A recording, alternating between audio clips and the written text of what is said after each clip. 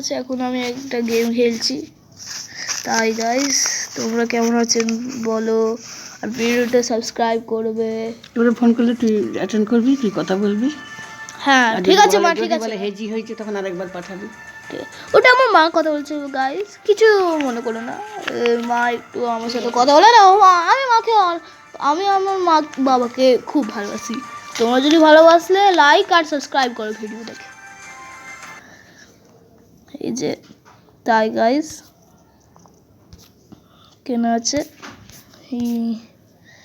Every night has 1% critical rate, যা চলে এলো।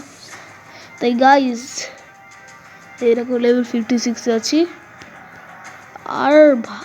আর ভাই দেখো কতগুলো আইটেমস আছে। এই লেজেন্ডারি আইটেমসগুলোকে আমি সেল করবো না, শুধু বাকি আইটেমসগুলোকে সেল করব।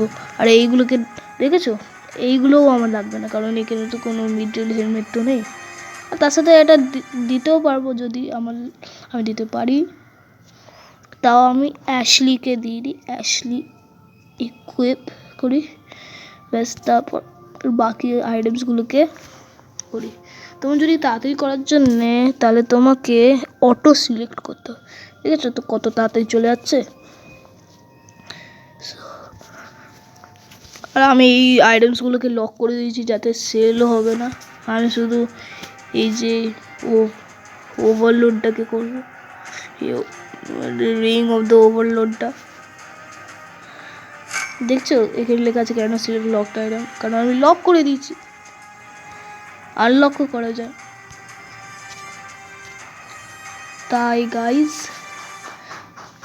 আমি তাহলে এখন আরিনা থেকে যাব।